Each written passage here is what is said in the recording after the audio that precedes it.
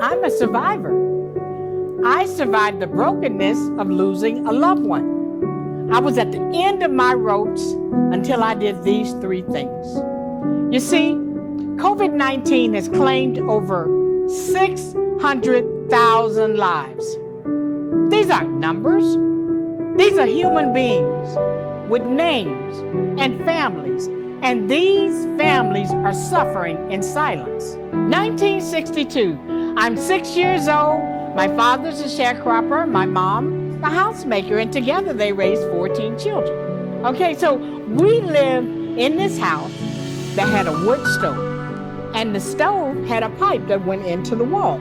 So one day the pipe fell to the floor. There was ashes everywhere. My father was there. He cleaned up all the ashes. We were safe. Or so I thought. My brother Randy, 3 months old and asleep in his bed. So one day, my sisters, my mom, and I, we go out to the hen house to get eggs. But as we turn to go back into the house, we see that the house is on fire. There's smoke everywhere. And my mom screams out, "My baby! My baby!" And then she rushes in to try to save him. But she collapsed from smoke inhalation.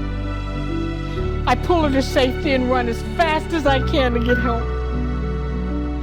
When I return, I see my father and the neighbors, and they're watching our house burn. 2016. My sister calls me and tells me she has cancer. It's a sarcoma, and it's on the left arm. My sisters and I, we fly out from different locations to visit my sister in the hospital. We walk into her room one by one. She screams so loud that the doctors and the nurses, they rush in to see what's the problem. But they see we're hugging her. And then in my horror, I noticed they've already amputated the arm all the way up to the elbow. But I keep my composure. Then her doctor walks in and says, she can go home tomorrow.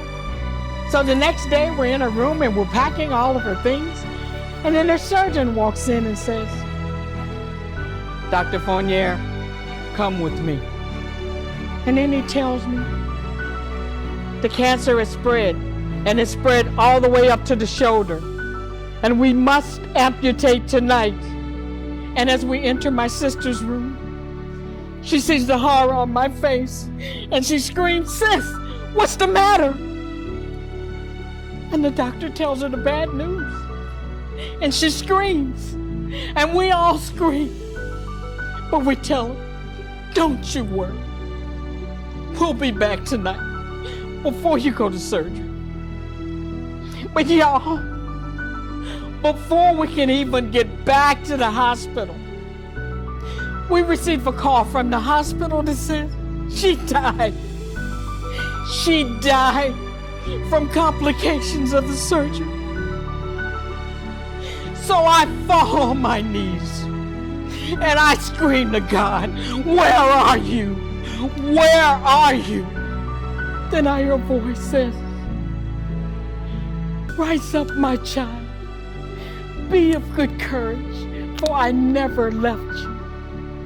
In order for you to heal, you must do these three things. Number one, grieve. Grieve as much as you can. And then you celebrate all the good times you had with her. Number two, get professional help.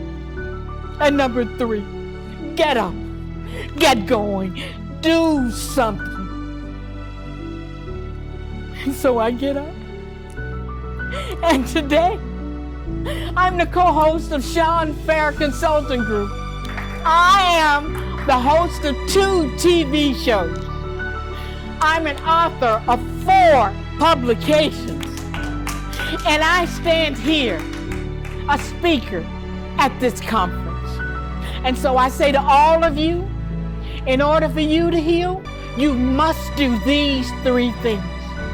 Grieve, get professional help, and get up, get going, do something.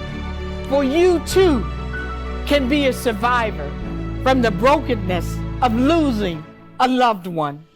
And you can find me on any channel because I am the Colonel.